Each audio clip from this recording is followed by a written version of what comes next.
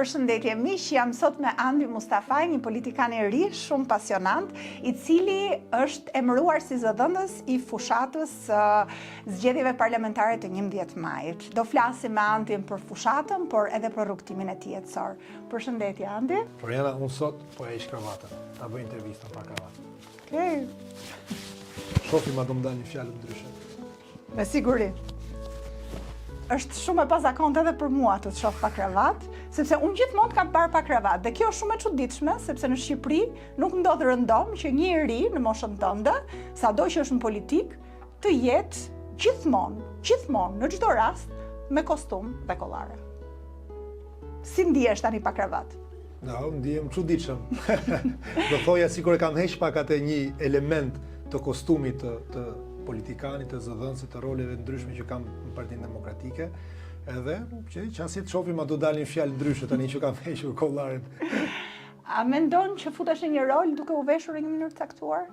Unë mendoj se ne duhet të luajmë një rol, ne kemi pasur bashkë disa herë këtë bisedë faktikisht mbi rolin, mbi çfarë duhet jemi, si duhet jemi. Unë besoj se në politikë ne sigurisht përfaqësojmë veten, për aq sa përfaqësojmë vlerat dhe shtyllat tona, vlerat kryesore do thoja shtyllën tonë kurrizore, por nuk përfaqësojmë vetëm veten tonë. Dhe si tillë ne kemi detyrimin të luajmë atë rol që kanë nevojë qytetarët, që ta çojmë atë betejën e tyre fituese dhe të ndryshojë tjetra. Në këtë drejtim do thoja që duhet të përthyehemi pa u thyer.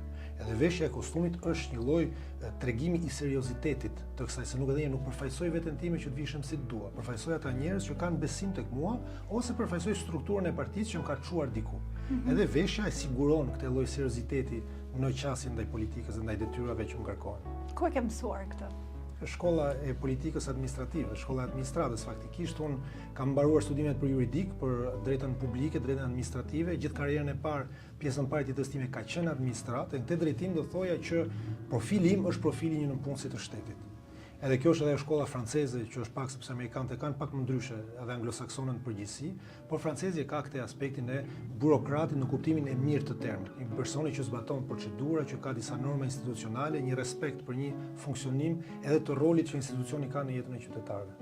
Atë kam parë çuditshëm njerëzit këtu me cilët ke patur të bësh në terren, po themi, qytetarët, të veshur kështu. Unë kollarin e kam vesh që ku kam qenë 23 vjeç, kam qenë, siç ta thash, nga punët e para që kam pas në jetën time ka qenë në Ministrinë e Drejtësisë. Në kohën në vitin 2012 kam qenë specialist në sektorin e artimit të legjislacionit, edhe atëherë 23 vjeç unë shkoja me kostum kollare çdo ditë në punë. Kështu që jam mësuar, do thoja me këtë, por konsistenca tregon seriozitetin dhe qasin që kemi ndaj kësaj, pra mënyrës së veshjes, mënyrës së sjellit kur jemi në pozicion. A të duhet ta shpjegosh këtë gjë gjithmonë, nuk krijon kjo një lloj distance me qytetarët që takon? Po edhe distancë duhet të ketë pak, sepse kjo puna jonë është punë shumë e vështirë, sepse duhet kemi një marrëdhënie emocionale me qytetarët, pas cilën nuk mundet të përmbushemi që ta çojmë atë betejë më lart, por duhet kemi edhe një farë distancë sepse vendimet që do marrim kanë pasojë mbi jetën e qytetarëve. Edhe duhet kemi një lloj shumë e vështirë, se herë duhet të jesh shumë afër, herë duhet të jesh pak larg, që ta mbash në mënyrë të vazhdueshme, do thotë këtë presion, këtë trysni, këtë tension midis qytetarit dhe politikanit, që ti jesh në gjendje ta marrësh vendimet e duhura, se edhe një herë janë vendime që kanë pasoja dhe ndonjëherë nuk janë gjitha pasojat pozitive. Ti e din që si person me përgjegjësi shtetërore do marrësh vendime që do kenë pasoja edhe negative mbi një grupim të vogël, por ti do bësh gjithmonë atë që është për të mirë në mirën e përgjithshme. Kështu që është diçka një lloj tensioni, por e nevojshme. Po e nxit ti këtë mënyrë edhe me antarët e departamentit Brengen që drejton? Neve në departamentin Brengen zbatojmë edhe disa teorie, disa praktika që vijnë edhe nga edukimi i babait dhe nënës, por edhe nga jeta ime profesionale. Ne tentojmë gjithmonë të plotësojmë njëri tjetrin. Pra nuk është qëllimi që të përsërisim profile të ndryshme apo talente të ndryshme, do thoya në thojza. Unë në departament këtë sjell, të qasjen institucionale, të disiplinën, të organizimin në punë. Dikush tjetër do sjelli pasionin, do sjelli, do thoya, debatusin, dikush tjetër empatin, dikush profilin akademik, por neve plotësojmë njëri tjetrin, sepse je i fortë vetëm kur tjerët janë fortë. Edhe që tjerët janë fortë, duhet që gjithsecili të gjejë çfarë sjell më shumë. Edhe kjo mungon, që është e vërteta në qasjen politike shqiptare, që është krijimi një ekipi ku gjithsecili luan një rol shumë më mirë se tjerët. Pra jo të luajnë të gjithë një rol të ngjashëm, por njëri ta luajë më mirë se tjerët. Dhe ai atëherë ose ajo na nxjerrët në shesh betejë, në shesh fushë sportin, nëse donim një analogji me sportin, që ta bëj atë betejë. Dhe ne kemi munduar të bëjmë gjatë gjithë kohës dhe si pasojë edhe angazhimin e departamentit është i ndryshëm sipas kohës dhe nevojës. Ndonjëherë janë disa më të angazhuar, ndonjëherë janë më të tërhequr, sepse ndryshojnë projektet, ndryshojnë qasja strategjike, ndryshojnë objektivat e momentit. Është shumë interesant departamenti juaj Brain Gain, ti ke folur shpesh për të, megjithatë unë ju kam parë se sa të lidhur jeni me njëri tjetrin dhe se si organizoheni, qoftë në për këtë turin nëpër Shqipëri që po bëni tani në ndihmë të kandidatëve. Pra, edhe pse jeni me profile të ndryshme ose me qasje të ndryshme ndaj politikës, mbase, pra bashkoheni diku në një pikë edhe duket se organizoheni mirë. A je keni dalë me sukses apo ka qenë rrugtim dhe ky? Momentet e para kanë qenë të vështira, që është e vërteta sepse ekziston dyshimi, helmi i dyshimit në Shqipëri ekziston dhe kur unë në drejtimin tim, në qasjen drejtuese kam munduar të shtjelloj këto teorira, këto që bëjnë më pas praktika, se harrojmë gjithmonë që çdo praktikë ka qenë teori një ditë dhe është bërë e tillë. Ka pasur dyshime dhe ka pasur përplasje, por përplasjet dhe debatet nuk janë gjëra të këqija në politikë. Ka këto dalin idet, edhe kjo është diçka thelbësore që nuk është personale e debatit. Të gjithë duhet të kenë mundësinë të shpalosin idetë e tyre, të përplasin vizionet e tyre, edhe duke dëgjuar gjithë secilin, sigurisht nuk mund ta hedhësh poshtë dikë. Duhet që të jepet mundësia të dëgjohet dhe të dëgjohet vërtet, jo të dëgjohet sa për të thënë dhe të hidhen mendimet në kosh. Dhe ne pak e nga pak e kemi krijuar, por dhe këtu kam sjell qasjen e sportit, se sporti është absolutisht, do thojë, një nga gjërat më thelbësore të jetës time. Në sport kemi kushtet e konkurrencës së shëndetshme. Në një ekip sporti, në çfarëdo lloj sporti kolektiv të paktën, por edhe ata që janë individual, mund të kesh një konkurrencë të madhe me njëri tjetrin, por bëhesh bashkë. Të gjithë duan atë vend informacion, të gjithë duan atë momentin e dritës të shndrisin në një moment në ndeshje. Pra ne të gjithë përplasin në stërvitje, por ama kjo nuk i bën armiq me njëri tjetrin. A e kanë të gjithë hapësirën për të shndritur në departamentin Brain Gain ose a e kanë dëshirën për të shndritur? A e kanë hapësirën, do ishte pak pretencioze nga ana ime ta thoja që e kanë. Unë shpresoj se e kanë. Unë luftoj që të krijojnë mundësitë që ta kenë, a është perfekte, sigurisht jo, por neve mundohemi ta rregullojmë në çdo rast, por edhe që mund themi është që neve me shkrim, me video apo me realizim projektesh, kemi një departament që kanë nxjerrë figurat më të larmishme, më të ndryshme. Edhe secili ka pasur mundësinë, kemi një filozofinë e qeshin nxjerr se zguxon më njëri me propozu diçka, sepse ne kemi kush propozon realizon. Pra ne për shembull në mbledhje, në takimet e para që bënim, fillonin bisedonin për çështje që se kishim në dorë, unë i thoya ju lutem, të përqendrohemi mbi çfarë mund ndryshojmë. Edhe nëse propozoni, realizoni, është shumë e thjeshtë të them unë se çfarë duhet bëj tjetri. Jo. Kush propozon, realizon. Edhe këtë drejtim, gjithë secili që bën një propozim tani e bën me shumë kujdes sepse e din që do duhet ta realizojë.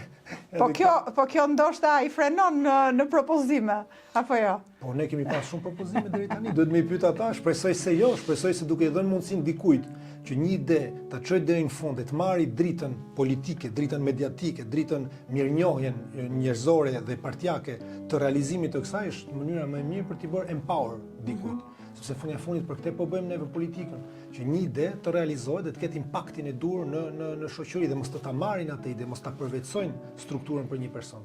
A është i hapur departamenti Brain Gain për të thithur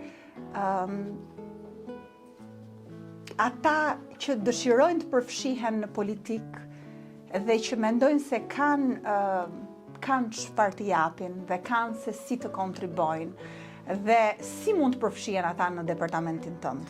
Atëherë neve kemi pasur një dilemë në krimin e departamentit. A do bënim seleksionime apo do e lenim të hapur? Dhe ka qenë një dilemë që shumë kanë tentuar të ndikojnë me mendimet e tyre, por unë kam qenë gjithmonë i parimit që të pranojnë të gjithë sepse vetëm puna i dallon njerëzit. Okay. Mund pranosh njerëzit, pastaj e thamte, propozo, realizo. Shumica atyre që s'duhet ta kishin do thojan thojza vendin për shkak të se nuk i kemi shumë që i kemi humbur gjatë rrugës, por gjithsesi në një rrugë tim disa veta do i humbur se është diçka njerëzore. Por ti duke dhënë mundësinë që vetëm puna të dalloj, ke një projekt e realizon e çon deri në fund, e ty vetë bëhet ajo ndarja, si do thoja, midis atyre që do rrinë, atyre që meritojnë, atyre që e duan atë vend, atyre që nuk e duan. Por edhe aty ne nuk kemi përjashtues, sepse një person që nuk është i angazhuar një farkoj mund të angazhohet një kohë tjetër, siç e tham, dhe neve nuk do të harrojmë asnjëherë që ne në një parti politike jemi vullnetar. Po. Edhe një person jep në një parti politike jep gjën më të shtrenjtë që ka në botë, e them unë sepse është koha. Sepse ti mund të japësh lek, mund të japësh edhe shëndet. Leku kthehet, gati gjithmonë nëse ripunon mirë. Shëndeti shpesh kthehet, jo gjithmonë, por vetëm gjë që ti me siguri nuk e merr kurrë mbrapsht është koha. Pra çdo sekond që ti jep departamentit Brengen, çdo sekond që ti jep Partisë Demokratike, çdo sekond që ti jep një kauze që është e shtrenjtë për ty, është një sekond që ti nuk e harxhon duke me familjarët e tu, nuk e harxhon me argëtimet e tua, nuk e harxhon me asnjë lloj gjë përveç se sa, pra është diçka që se merr më kurrë mbrapsht. Edhe unë për ne këtë e vlerësoj shumë. Ne nuk jemi në këtë aspekt, gjithë secili vjen kur mundet dhe atë sekond jemi shumë mirënjohës. Neve kemi bërë asnjëherë kërkesa njerëzve, ne bëjmë që nëpërmjet projekteve kush doj pastaj i bashkojë departamentin dhe kështu jemi rritur në mënyrë graduale nga 8 antar në gati 90 sot. A ka qenë përmbushës roli yt si kryetari i departamentit Brengen, Partinë Demokratike, apo ke aspiruar më shumë? Jo, shumë përmbushës, shumë përmbushës, do thoja që nuk e prisja që t'ishte kaq përmbushës, sepse kur u kriju departamenti, u kriju me këtë idenë e kthimit të trurit. Mirë po, kthimi i trurit është rezultati i një procesi. Në qoftë se unë merrem vetëm me kthimin, atëherë unë s'jam marrë fare me probleme, se problemi është një mbajtja e lidhjes me shqiptarët që janë jashtë. Se ajo që ka hikur, në qoftë se s'ka më asnjë lidhje me atë dheu, dhe ti thu hajde mas 7 vitesh si shpëtimtar, ai person ose ajo person nuk do jetë në gjendje ta përmirësoj vendin, se s'do ketë kaput lidhjen. Kështu që ne thamë, mos merremi me kthimin, të merremi një me mbajtjen e lidhjes. Ore këta treja që janë, hajde t'i gjejmë mënyrën t'i angazhojmë, të ndihen dhe ata të përmbushur. Dhe ne kemi arritur një fitore simbolike, ekzistenca e këtij departamenti është një fitore simbolike dhe mua më ka përmbush, sepse kemi bërë disa gjëra inovuese, kemi dhënë mundësinë për herë të parë në Shqipëri, dhe me sa di unë edhe në Europë, se nuk ka shumë departamenti si Brengeni, që një person të bëjë politik nga vendi ku është, jashtë shtetit. E megjithatë, një pjesë e antarëve kryesor të departamentit Brengen jetojnë në Shqipëri, me sa shoh. Pra nuk jetojnë jashtë, paktën ata që un kam parë, ata që un kam parë prezent në për aktivitete. Dhe pra ti e ofron një farë mënyre edhe është një lloj angazhimi dhe i diasporës ky, apo jo, që diaspora shqiptare kontribon për Shqipërinë edhe mund të kontribuojë edhe përmes departamentit Brengen, apo jo? Po, absolutisht siç e thamë, është mbajtja e lidhjes, po mbajtja e lidhjes disa kthen. Për shembull, ata që kthen sigurisht angazhohen pastaj në Shqipëri. Në Shqipëri. Edhe mbeten ke departamenti sepse ndihmojnë edhe ata që janë jashtë që të realizojnë projekte, sepse neve ishte një prej vështirësive të shpejta që hasëm. Ore ne si mund të realizojmë projektet kur jemi? Mund të kemi nevojë edhe për njerëz. Dhe shqyrë që disa u kthyen, e filluan morën pishtarin e organizimit, ata mbajtën një peshë shumë të madhe vitin e parë, si ishin shumë pak në Shqipëri. Edhe gjithë ata të tjerë propozonin, realizonin, shkruanin, por pastaj në konkretisht në terren mbetesh te pesha mbi 4-5 veta. Po shqyrë zotit me kohën u zgjeru ky grup edhe pesha u nda pak në antarë të ndryshëm. Por mbetet prapse prap janë, më duket 15 antarë, mos gabojmë 15-18 në Shqipëri sot. Dhe me që po flasim për kthimin, a je kthyer ti andi përfundimisht në Shqipëri? Ti ke jetuar mes Francës dhe Shqipërisë kohët e fundme. Ti ke një djalë në Francë, një djalë 12 vjeçar apo jo? Po. Dhe e ke rritur si babai vetëm. Sigurisht impenjimet e tua me djalin edhe me biznesin tonë dhe punën në Francë dhe politikbërja në Shqipëri nuk është një menaxhim i thjeshtë, me siguri. Jo, fare. Unë në një farë mënyre nuk kam hikur kur nga Shqipëria.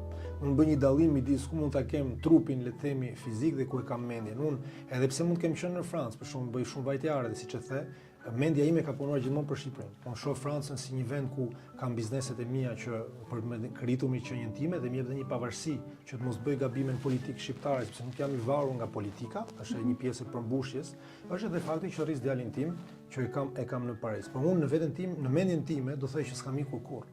Mendja këtu më ka nejtur gjithmonë. Edhe fati im është që edhe Partia Demokratike ka krijuar kushtet që të kontribuojmë në mënyrë të tillë. Nuk kemi më nevojë të jemi 24 orë në Shqipëri. E do thoja që këto vajtëardhë dhe më japin këtë pavarësim të mendimit, të patrysnuar, të pavarur brenda partisë që i shërben partisë. Sepse njëri që është i varur nga politika do bëj gabime në mënyrë të pashmangshme në vlerësimin tim. Pse?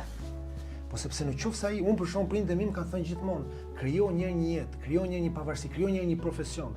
Sepse edhe në qoftë se ke pavarësinë financiare, kur e ke profesionin, hikën politika i kthesh profesionit tënd. Edhe kjo është një peshë që ti heq sepse fundit unë kam detyrim ndaj një personi para të gjithë njerëzve të kësaj bote është djali im. Është detyrimi im i parë dhe më i madh nga të gjithë. Në qoftë se unë nuk kam gjë tjetër përveç se sa politikën, atëherë hikën politika nuk i siguroj më dot jetën që ai meriton të ketë. Ti nuk i hap dot mundësitë karrierës profesionale, akademike që ai meriton të ketë si fëmijë, se çdo fëmijë duhet të meritojë të ketë faktikisht. Prandaj unë përgjegjësinë kam ndaj atit. Dhe në qoftë se unë jam i varur, atëherë unë do kem gjithmonë mendjen po djalin. Duke pasur këtë pavarësi profesionale edhe financiare, atëherë unë e heq këtë barë që më jep lirinë për të marrë vendime të duhura më pas.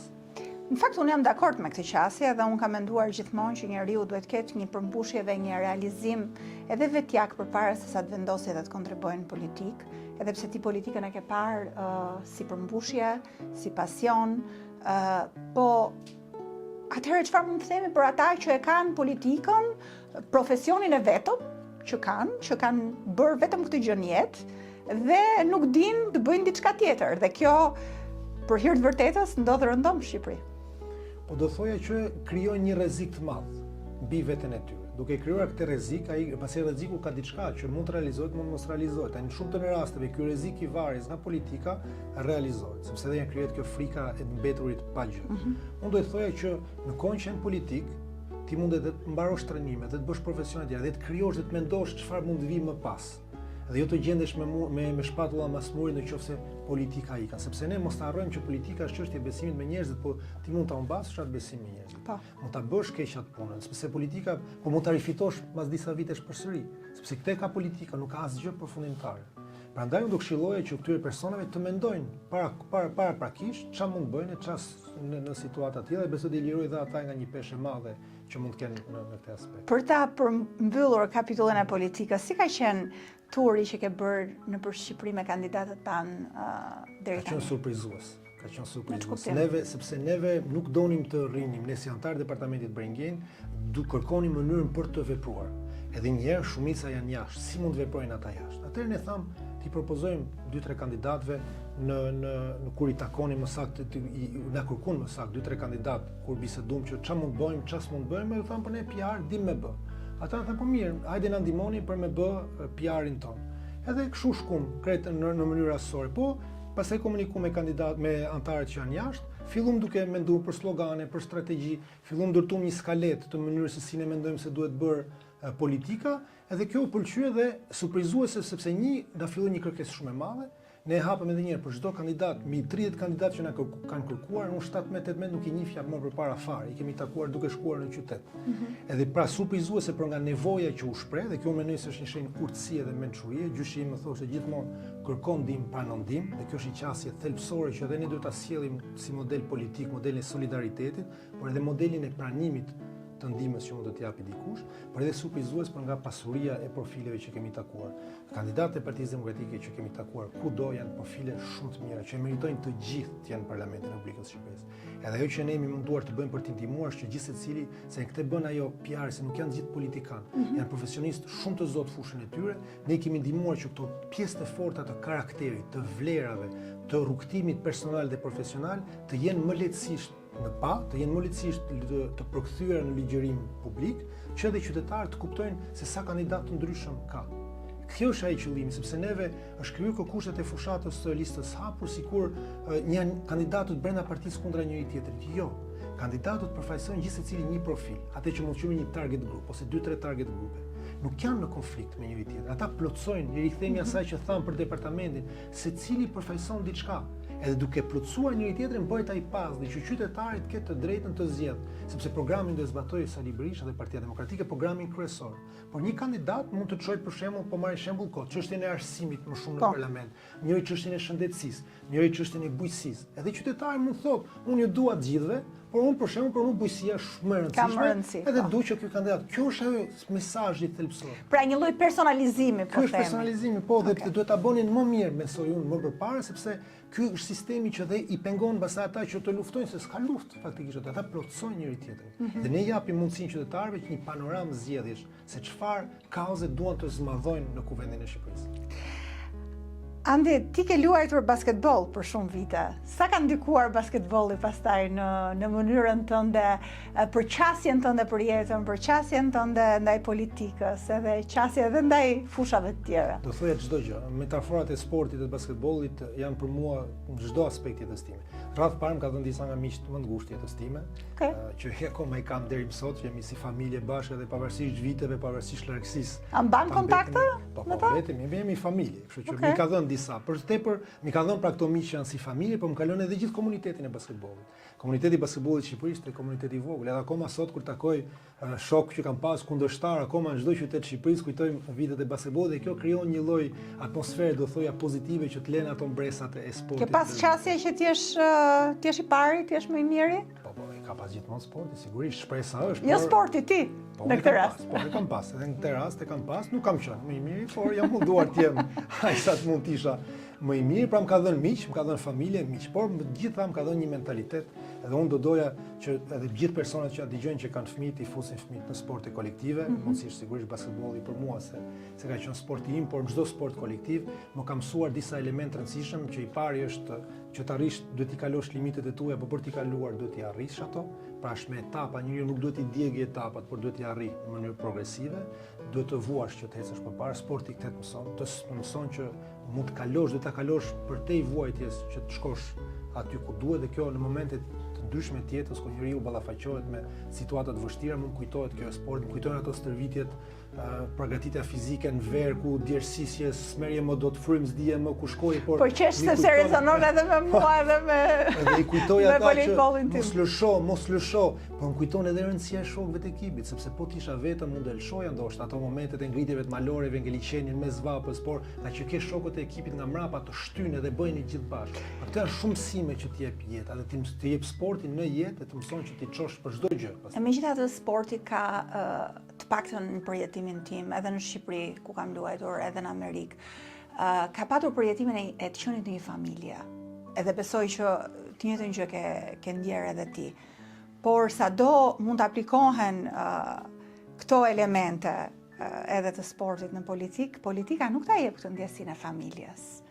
Të paktën në këndvështrimin tim. Ndoshta ju në departamentin Brengejn jeni munduar që ta keni këtë qasje, por nuk është e njëjta analogjia apo jo? Po, tani varet se çfarë quhen familje, sepse familje ideale gjithë kuptojnë mirë me njëri tjetrin. Por në një familje ke momente të vështira dhe brenda familjes, ke momente me kushuri, mund të kesh momente që s'hecën shumë mirë. Familja ne e shpresojmë ideale dhe ne luftojmë që të jetë ideale, por edhe në familje nuk është çdo gjë e lehtë. Edhe në këtë aspekt ka një analogji. Në një parti politike, për shkak të numrit të madh të individëve, nuk mund të jesh familje me të gjithë, por me një pjesë je dhe ti shpreson që parimet që ti përfaqëson të përthithen nga masa e anëtarëve të partisë, sepse edhe kjo është një qasje. Unë djem familje me anëtarët e PD-s. Djem për ata për cilët unë i shërbej, për ata për cilët unë shpresoj që t'ja përmirësoj jetën. Sigurisht që ndoshta disa persona mund të kenë interesa të kundërta, mund të kenë mendime të kundërta, mund të përplasemi, por unë prapë me ata jam. Në këtë drejtim jemi familje, sepse çfarëdo lloj situate të jetë, unë besoj sot që le ta marrim një metaforë, më i keq i PD-s për mua është më i mirë se më i miri i PS-s. E do e votoja gjithmonë sot një demokrat për çdo demokrat që kam njohur, sesa një socialist të rinj. Në këtë drejtim pra unë jam familje edhe me ata që ndoshta nuk kuptohen mirë brenda partisë. Për shkak të vlerave që na bashkojnë? Vlerave, rrugtimi, qasje që kemi ndaj Shqipërisë, qasje që kemi ndaj njerëzve. Ajo që unë kam parë, unë jam rritur mesin e demokratëve. Kam qenë i vogël, fushatat e para kam ndjek babain, kam qenë i vogël e qyja parlamenti fshatit në Tropoj. E ndiqa unë kem baj mend sigurisht, por e ndiqa akoma këmbës në fushatën e tij, jam rrit mes demokratëve. Edhe sot jam përpara tyre. Është një nder shumë i madh dhe kam thënë shpesh që ato hapa që kam kalu, mund të jenë 3 hapa nga karrikjat e tavolina që janë përpara, janë hapa shumë të rëndë. Unë e kam ndjerat peshën e përgjegjësisë. Edhe në këtë drejtim ne ndajmë historinë bashkë, ndajmë vuajtjet bashkë, ndajmë vlerat bashkë, e ndajmë një vizion që kemi për Shqipërinë që unë shpresoj të realizohet. Ndaj edhe pse mund të kemi defektet tona, ndaj edhe pse mund të kemi përplasjet tona, unë gjithmonë do e mbështes si demokrat përpara një socialist. Gjithmonë kaq pozitive, me këtë qasje kaq përbashkuese dhe pozitive? Po, gjithmonë. Nuk ke dyshimet e tua, dilemat e tua, ndonjëherë të thuash unë nuk merrem më me këtë fushë, nuk merrem më me këtë gjë, jam lodhur, jam mërzitur, nuk e di nëse mund t'ja dal. Mund ta saktësoj. Mundohem gjithmonë të kem qasje pozitive, ke të drejtë që dyshimi është pjesë e rrugtimit. Kam bërë një pyetje, disa herë më thanë cila do ishte një pyetje dhe Sali Berisha se kam bërë në një podcast që kam bërë me te që cili është roli i dyshimit në vendimarrjen që ju kemi, se është për mua diçka që më ngre shumë pikë pyetje dhe dëshiroj ta integroj sepse duhet dyshuar. Dyshimi është gjithmonë diçka e mirë për sa kohë nuk të paralizon. Por sigurisht kemi dyshime, kemi momente që njeriu mërzitet, ka njeriu që merr goditi, ka njeriu momente që nuk e shef atë gjën të realizohet siç ti e dëshiron, edhe mund të shkruaj ajo është parë. Po këtu rikthehemi ke analogjia e sportit, pra ne nuk jemi vetëm. Po në këtë rast, ylli yt polar kush është? Ylli im polar është, do thoja se unë e kam një sken që e kujtoj gjithmonë, që është njerëzit ke pritja me popullin, kur kam qenë ministri, që vinin që mund kishin probleme, dhe ata ishte ylli polar im, që ata njerëz ketë njëri kushtu përgjigjet. Më kthehet se kam qenë i ri dhe më kthen një sken se sigurisht do ketë gjithmonë probleme sepse nuk ka një sistem perfekt. Pa edhe pse ne e bënim shumë më mirë se këta sot punën, megjithëse do kishte momente që njerëz të vinin me problemet e tyre. E ylli polar im është ajo ripritja me popullin ke Ministria e Drejtësisë, kur e kujtoj ata njerëz e sa që ndihemi të shkurajuar, them po atyre kush do ja hapi derën nesër. Ndoshta s'do jem unë, por do mund bëj çmos që të jem ai ose njerëzit si mu, ose njerëz që përfaqësojnë vlerat e mia, të jenë ato pozicione që t'u hapin derën dhe t'ia zgjidhin problemet. Se 90% e problemeve që njerëzit kanë me administratën zgjidhen lehtë. Dhe Partia Demokratike në fakt ka treguar gjatë gjithë kësaj ringritje të jashtëzakonshme këto 3 vite të fundit që ata që kanë kontribuar realisht për ideal, sepse s'ka patur çati ofronte fare për të marrë. Megjithatë jemi ringritur, e megjithatë aty ku duket e pamundur, edhe të pamundurën ka për të mundur Partia Demokratike, se po citojmë kryetarin tani. Ishe menduar, Andi, kur ishe djalë i vogël në Tiranën e asaj kohe që do gjendeshe këtu në këtë pozicion tani, në këtë moshë? Unë kam menduar gjithmonë që jeta ime do përplasej, do kërshetohej, do hasej gjithmonë me politikën, por do kisha shpresuar që të ishte në kushte më të mira për vendin. Sepse sigurisht betejë e të parëve tonë ka qenë për një Shqipëri ndryshe, e kanë arritur një pjesë të madhe fal vendimeve që kanë marrë, se shoh që historinë rishkruajnë pak shumë thjesht, me një gjykim shumë trept. Morën shtetin në 92 nga zero, s'kishte asnjë gjë, dhe kanë bërë çfarë kanë pas mundësi në atë kohë, me njohuritë e kohës, me dëshirën e kohës për ta ndërtuar shtetin. Edhe shpresa do ishte që në 2025 ku jemi sot mos ishte ky regjim autokratik që kemi, mos i kisha këto beteja. Mos shkonim akoma, unë e quaj këtë një qasje skizofrenike ndaj politikës, sepse shkojnë nëpër studio televizive, Floriana flasin për raporte ndërkombëtare, për këtë, për atë, pasi dalim në terren njerëzit s'kan ujë, janë tubat e çarë, nuk vjen njëri me rregullu tubat e ujit, që është diçka bazike njerëzore, nuk kanë kushtet minimale të jetesës. Edhe krijonte një qasje skizofrenike, sepse po ta flasësh televizor, do thonë gjithë po na lodhen me këto probleme se duket si politikë e vogël.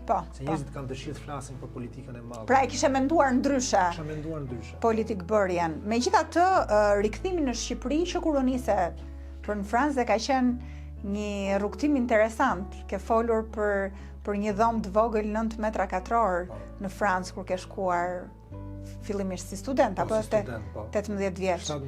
17 vjeç. Dhe çfarë ishte kaq e vështirë përveç se dhomës vogël? Jeta ishte e vështirë. Ne këtu s'kemi jetuar, se në mbrojtjen kemi familjet shqiptare, kanë qenë, kur kemi dalë nga komunizmi, familjet shqiptare kanë, duke dashur të kompensojnë një mungesat e tyre, kanë bërë një mbikompensim, një mbrojtje shumë të madhe të fëmijëve, një ombrel për çdo gjë, një kujdes për çdo gjë. Këtu i kemi familjen afër, ku shohin gjyshit, kishim një edhe për familjarët tanë, printan ja ishin vetes gjërat që t'i japnin fëmijëve. Pra ti nuk e dashur të shkosh të kançuar në një farë mënyre. Okej, ndoshta prandaj ke përjetuar kështu, sepse un kam ikur nga prindrit për të shkolluar me dëshirën më të madhe. Dhe dhomën që e ndaja me një bashkë sportiste, pjesëtarët e ekipit tim, për mua ishte liri në atë kohë. Ti se ke parë ndonjëherë kështu? Lek s'kisha. Shkollën e kisha 1 orë gjysmë me tren, një ditë mbi 2 treni s'funksiononte, banjot i kisha 50 metra nga dhoma, duhet shkoje me vrap me shpresën se t'ishin pastra, se ishin banjo kolektive. Dhe ti the kum kanë quar? 1800 veta në vitin e parë, 1800 nga cilët kalonin vetëm 20%, nuk fliste njëri sikur të vdisje në mes klasës, se ishte shumë e ftohtë si zonë, si mënyrë e mësimdhënies franceze, shumë ndryshe nga anglosaksione. Kështu që s'kisha ndonjë gjë që po. Flisje frëngjisht? Po, flisja kam mësuar herët kur që mbami ambasadorin herën e parë. Okej. Që në këtë drejtim mos kisha ndonjë gjë që të isha i lumtur, thosha ku jam unë që jam aty. Po nuk fliste njëri, fliste njerëzve rreth rrogullit, gjithë secili vite klas, 1800 vete, imagjino s'kisha pa ndonjë 1800 veta me një vend as në sport, nuk na vinin aq shumë veta në Shqipëri, as në futboll as në basketbol. Edhe si ishte jeta jote si student aty? Ishte një moment i vështirë për shtati. Unë nuk kam për turp ta them, kam vujt shumë, kam vujt me madhe, kam qenë një ndrydhje shumë të madhe shpirtërore. Por edhe aty e kam kuptuar më vonë se sa vështirë ka qenë për prindërit e mi. Ta dini që më kishin lënë mua në atë situatë, por kur kam biseduar vite më vonë me prindin, më kanë thënë që prej sportit kena lënë, se ne dinim që doja dilje, sepse dinim që ajo vujtje që ti përjetoje, do e mësoje, do e dije që duhet atë kaloje për të arritur çfarë duhet më vonë. A do ta bëje njësoj me djalin tënd? Shpresoj se po, se ishte vendimi i duhur. Ishte vendimi që më mësoj të kujdesesha për veten, që mësoj ç'është përgjegjësia, që mësoj ç'është buxheti. Unë aty në Francë kuptova ç'është thjesht i rritur, sepse kisha një buxhet dhe për herë të parë, po marr shembull, duket pak trivial, pak gallat, por mund bleja sa doja kështu karamele, gjëra që me sheqer, çokollata. Edhe i bleva në ndihmë të barku. Aty thash u kujtova sepse s'na lenin prindit me hëngër kaq shumë, por edhe se hikshin dhe lekët shumë shpejt. Më duket diçka kot, por kjo është ndjenjë përgjegjësie që se ke atë lekun që e ke, do ta bësh kujdes si do harxhosh, se do ta harxhosh vetë buxhetin. Sa e kishe buxhetin atë kohë? Në atë kohë kam pas buxhetin 550 euro në muaj, nga cilat 100 ikshin për dhomën, kam pas atë dhomën e vogël, për ne ishte edhe aq e lirë. 30 ikshin për telefonin, 30 për internetin, 40 ikshin për kartën e trenit edhe stikelesh. Po Franca ka shumë zona që kanë kështu restorante universitare ku mund të haje me 2 euro i gjysmë, por një ushqim që mund të kuptohet vetë që mund të haje me 2 euro i gjysmë drejt. Vetëm ke studiuar në atë kohë? Apo edhe ke luajtur sport? E luaj sport, ke shkolla, po. Kam luajtur basketbol ke shkolla përsëri. Ishte i vetmi vend kur jam rigjetur konceptin e familjes, edhe me ata akoma bëhem sot që kam mbi 10 vite që kam mbaruar 13 vite që kam mbaruar shkollën e lartë, prapë bëhemi sepse është prapë ai koncepti i familjes, po aty ishte vendi ku lëshoja presionin dhe ndihesha mirë. Në atë kohë je takuar edhe me ish gruan tënde? Po. Domethënë ke qenë 18 vjeç apo jo? Jo, kam qenë 20 kur e kam takuar. 20 vjeç. 2 vitet e para. 20 vjeç dhe ju patët një romancë atyre viteve dhe si student. Dhe pastaj, mbas asaj vendosët që do kthehesha në Shqipëri. Do kthehesha në Shqipëri. Po, unë kam qenë gjithmonë për të kthyer në Shqipëri. Pra do mbaroje shkollën? Ishte franceze për ta saksuar, që do mbaroje shkollën dhe do kthehesh në Po, Shqipëri. kam qenë gjithmonë i qartë. Po mua që unë gjithmonë jetën do doja në Shqipëri për shkak edhe një të angazhimit të jetës, të familjes, të çdo gjë. Unë e quaj Shqipërinë shtëpinë time dhe në shtëpi them shpesh që nuk është do mos vendi ku janë kushtet më të mira, por është shtëpia jote. Dakor. Dhe ajo e dinte që ti do kthehesh në Shqipëri? Dhe e pranoi këtë gjë? Po, e pranoj në plan të parë, po, dhe u kthyem. U kthyem bashkë dhe këtu në Shqipëri. Pastaj unë punova, ajo mbaroi të studimet e veta se kishte mbaruar akoma. Si ka qenë përshtatja e saj në Shqipëri? Po ka qenë pak e vështirë në atë kohë, sepse edhe një nuk kishim kushtet, se gjithmonë përshtatja është edhe çështje kushtesh, sepse është çështje se si ndihesh, se si pritesh, a flasin njerëzit gjuhën, a njeh kulturën e vendit. Kultura shqiptare është shumë ndryshe nga kultura franceze. Plus ajo në atë periudhë kohë nuk kishte mbaruar akoma studimet, që kishte sigurisht vështirësitë e veta, po çdo çift i ri përjeton vështirësi në fillimet e jetës së përbashkët, nuk është diçka që është e veçantë kur ti shkon në një shtet tjetër, edhe kur je brenda shtetit, kur fillon një jetë re. E pranuan lehtësisht prindrit e tu? Po. Këtë marrëdhënie? Po. Me një franceze? Po, prindrit e mi dëshironin që të gjatë dikë të mirë, që të bëhet lumtur, që mund të kryenin familjen, dhe në këtë aspekt ajo e përmbushte edhe gjitha këto kushtet. Dhe pastaj çfarë ndodhi? Pastaj lindëm një fëmijë bashkë, u martuam, lindëm një fëmijë bashkë. U martuat këtu në Shqipëri? Po, martuam në Shqipëri, lindëm një fëmijë bashkë. Po fëmia erdhi, okay, natyrshëm. Po, natyrshëm. Pastaj ikëm u kthym në Francë, pse unë vazhdova një shkollë tjetër, që shkolla kombëtare administratës. Edhe ajo u ndje më e lehtësuar që u rikthyen në Francë, besoj? Po, besoj se po. Po, pastaj prapë projekti ishte që të ktheheshin përsëri në Shqipëri. Kështu që jeta ime ka qenë gjithmonë e planifikuar për të jetuar në Shqipëri. Dhe pastaj kur u ndat, ishte shokuese për ty? Do me thënë, si e ke përjetuar atë periudhë? Sigurisht shokuese është, sepse kur ti për ne shqiptar, për idenë përgjithshme, familja është gur themeli i shoqërisë dhe është një dështim. Po. Dështim është në çfarëdo lloj aspekti që mund ta shohësh, është dështim dhe është shumë e rëndë.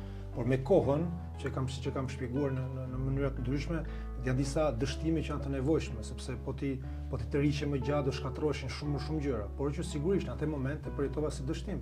Edhe sepse është një dështim edhe ti je pastaj vetëm në këtë situatë larg familjes, larg miqve, larg jetës, është një katastrofike. Kjo pastaj vlen për të theksuar që të detyroi ty që të qëndroje. Pra, ai plan që kishe për të rikthyer në Shqipëri nuk u realizua. Mu desh me fillu çdo gjë nga zero. Në ç'kuptim nga zero? Po çdo gjë, sepse unë jetën as letra s'kisha. Do duhet bëja letrat nga fillimi, si babai një fëmijë francez, duhet të gjeja një punë, duhet të gjeja një shtëpi. Duhet gjeja gjithë kushtet që si kisha më parë, sepse edhe një nuk kisha bërë asnjë plan, asnjë parashikim për të jetuar në Francë. Edhe ka qenë periudhë shumë e vështirë ku freja nga një mbi në tjetrin, sepse s'jep njëri shtëpi, po s'patë punë, se edhe po të t'japin lekë tjerë, ne keni parasysh që shteti është duhet të kesh të ardhurat të rregullta që të t'japin shtëpi. Po puna është e vështirë me gjetë kur je vetë në një situatë vështirë, kur sa ke dalë nga shkolla, është pra janë tensione që vendosen, ndërkohë që duhet të kujdesesh për fëmin, sepse prandaj deta atje. Kështu që bëjnë bashkë një seri vështirësish që e bëjnë situatën katastrofike. Nuk e ke menduar ndonjëherë që të lësh gjithçka dhe të kthehesh në Shqipëri? Jo, se kam menduar se Detalie ish gruan që të kujdesej për fëmijën. Jo, asnjë gjë që është për mua, siç e thash më përpara, është absolutisht detyra e parë, është e vetmja, bile do thoja. E ke ndjerë këtë përgjegjësi që atëherë? Po, e kam ndjerë. Po. Jo që në momentet e para të lindjes, sepse ndryshe nga nëna, babai e ndërton marrëdhënien me fëmijën, se nëna ka ndryshim fiziologjik, ndryshon trupin, s'është se na ndryshon trupin, edhe vendosin një fëmijë dhe duhet ta krijosh atë marrëdhënien me të që sigurisht ditët e para, muajt e parë ka qenë më e vështirë, po me kohën krijon një marrëdhënie me fëmijën dhe marrëdhënia evoluon, ndryshon, pasurohet, është diçka që unë kam ndjerë gjithmonë dhe është absolutisht gjë e rëndësishme në jetën time. Nuk mund të ta vej kurrë të gjën rrezik. Dhe që i vogël ti e ndroje Gjergjin, kujdeseshe për të, e ushqeje në shtëpinë tënde që kishe marrë në atë kohë, apo jo? Po në Francë. Në fillim ndryshoja disa shtëpi, pastaj derisa gjeta punën, që mbasi gjeta punë gjeta shtëpi. Dhe arrije që të menaxhoje kohën edhe të kujdeseshe për djalin, edhe të punoje, po aty zbulova edhe të bëje letrat, edhe zbulova diçka se kur nuk ke zgjedhje, njeriu e bën gjërat mrekullueshme kur është në një situatë të tillë. Njeriu e tejkalon ato limitet që tham, ja arrin dhe i tejkalon në mënyrë të vazhdueshme se fëmia ka nevojë që të kujdesesh për të. Nuk mund të mbyllësh syt e thush se aty është e ka nevojë për kujdese, do t'i japësh kujdesin maksimal, sepse çdo veprim që ti bën mund t'i lej pasoja afatgjate, një sjellje e keqe, një rritje e keqe, vlera të gabuara, mungesa, fëmia e përjeton se i thith çdo gjë. Ta mendosh që ke qenë 24 vjeçar. 24 vjeç, 25 vjeç. Dhe vinin prindrit të ndihmonin? Vinin kur mundeshin, po unë nuk kam kërkuar. Që është e vërteta, ka pasur gjë, ne kemi, kjo është kulturore jona që kemi vështirësi të kërkojmë në këto aspekte, sepse duket sikur do i bësh një peshë atyre të madhe, sepse ata duhet të vinin, do rrinin, ku do rrinin, si do rrinin, edhe ata kanë jetën e tyre, pra njeriu e ka pak të vështirë që ta krijojë këtë marrëdhënie të ndihmës në këtë rastin konkret, ata ndihmonin, ka qenë gjithmonë mbështetje për mua, por ka qenë edhe diçka tjetër që është përgjegjësia ime. Po. Shpërgjithësia ime është fëmia ime, është djali im. Shpërgjithësia s'ka tjetër kujdeset për te përveçse sa për nga mua. A ke menduar të rimartoheshe në atë periudhë vetëm për të patur edhe një ndihmë, edhe dikë, jo? Shpërgjithësia ime, fëmia im, djali im, Gjergji im është përgjithësia ime dhe as kujt tjetër në botë, po flasim si baba. Edhe sigurisht përgjithësia nënës bashkë me timen, që janë dy persone që kanë përgjithësinë vetëm në botë ndaj tij.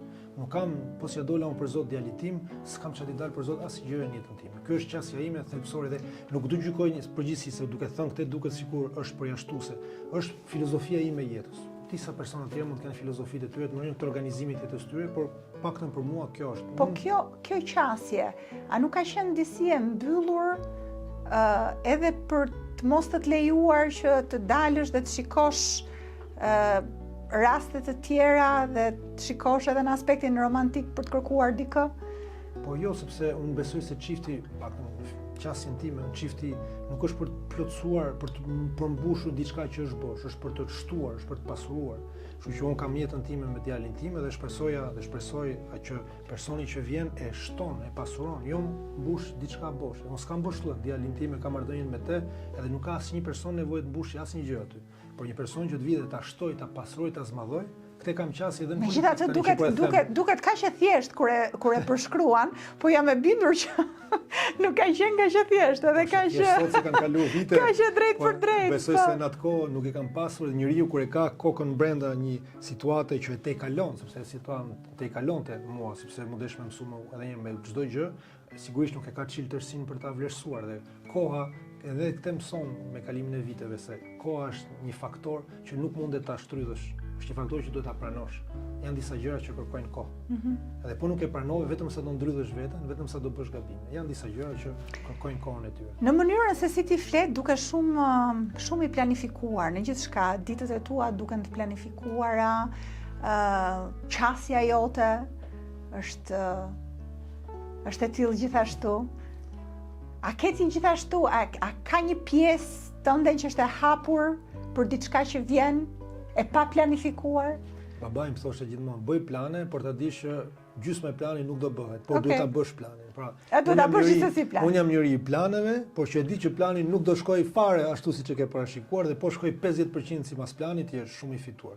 Çështja e planeve, unë bëj shumë plane sepse më jep mundësinë të organizohem, por e di që do ndryshojnë rrugës. Edhe është fjala shpesh edhe në departament që i them gjithëve fjala përshtat, duhet përshtatemi.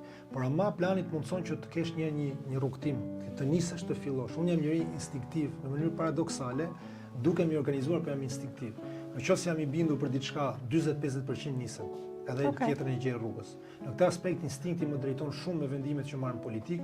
Unë për shembull kam dalë në mbrojtje të çështjes së Sali Berishës gjysore mbasi është përjashtuar. Ka qenë krejt instinktive sepse ishte diçka që mendoja se duhej bër.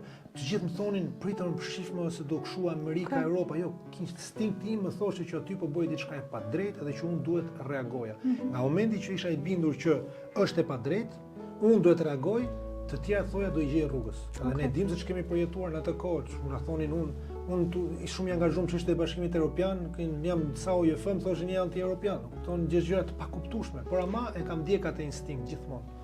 Po surpriza ka patur këto vite? Surpriza romantike, po themi, lidhje të tjera, krahas të rëndësishme për ty? Po, kanë pasur, besoj se çdo njeri që takon, edhe po të kalosh një farë kohe të pasuron. Në këtë aspekt është një lloj, çdo person është një surprizë, sepse çdo lidhje është surprizë.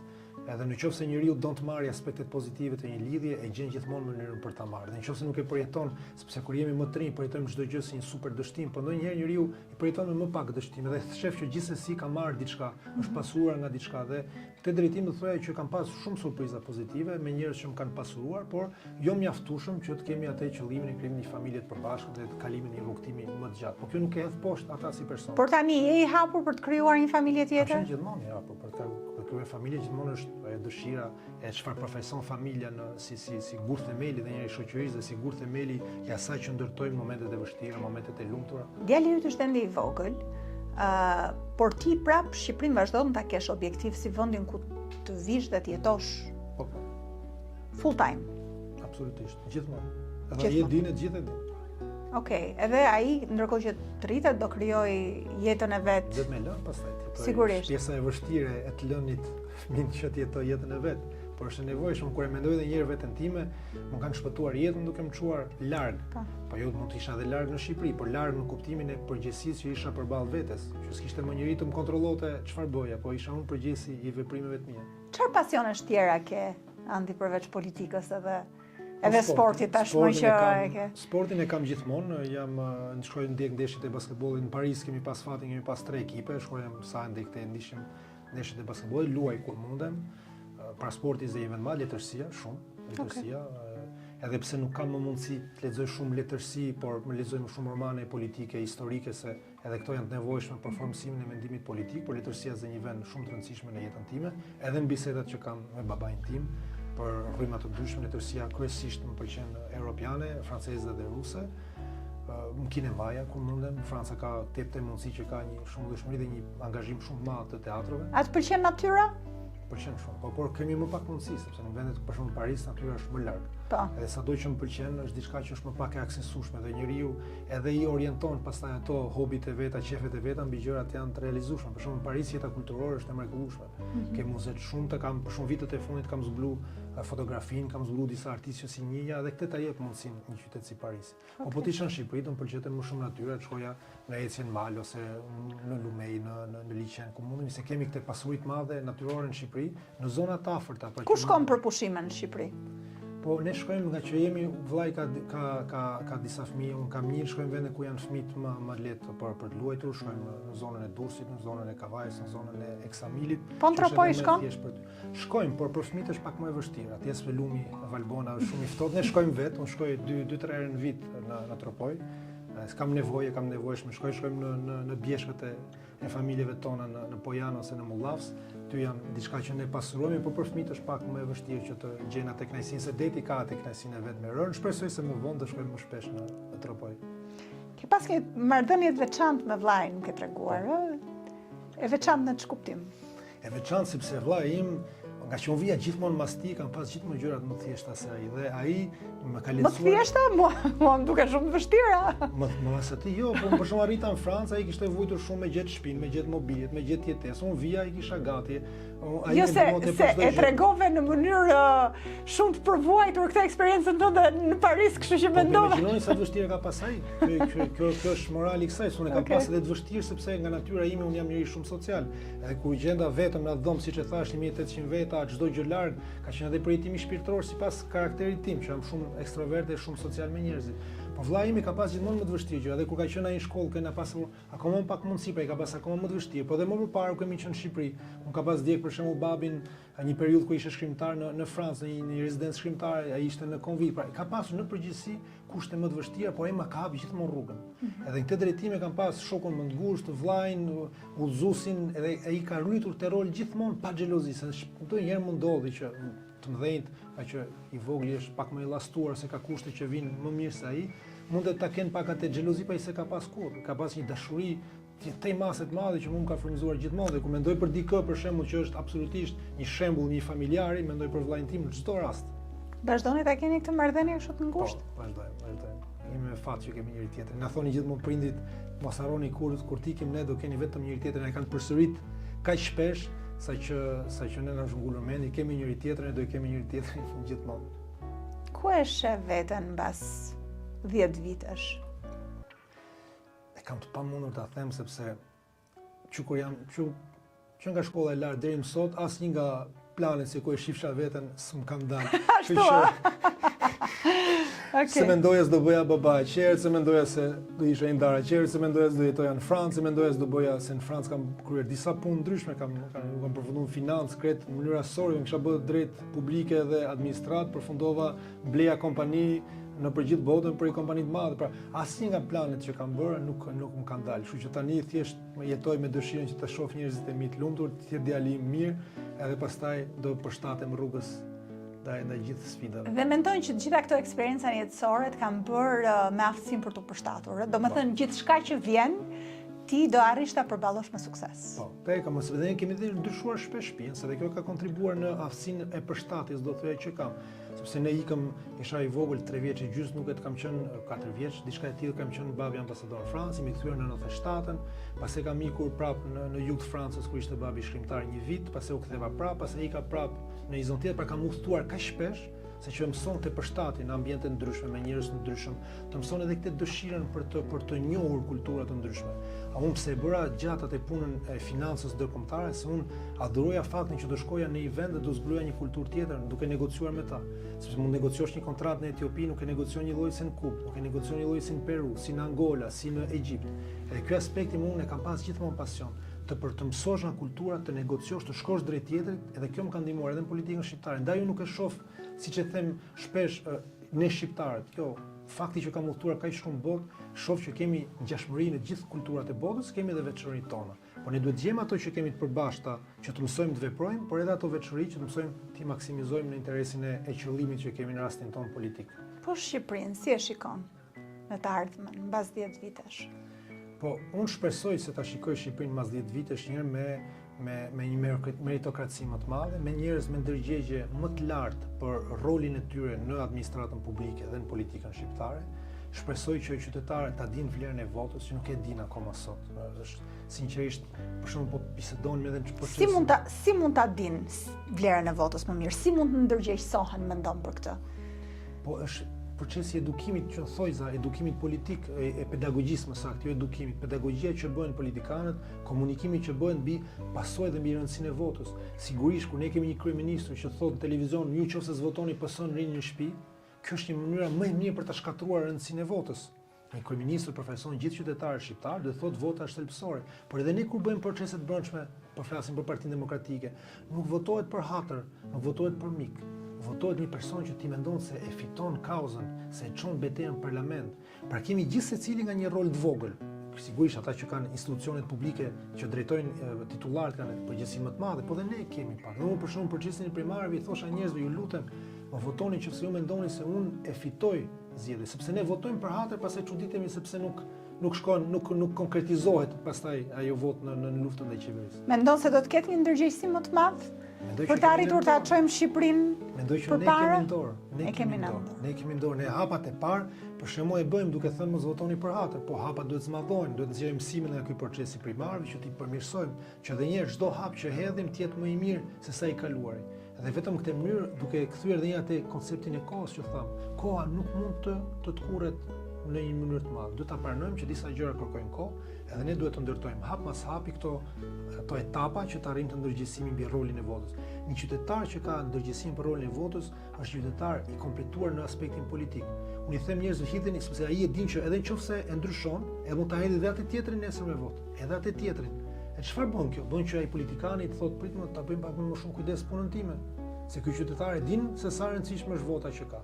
Edhe krijohet ai benefit circle që thotë, ai rrethi benefik që e përmirëson pastaj edhe politikën edhe qytetarin.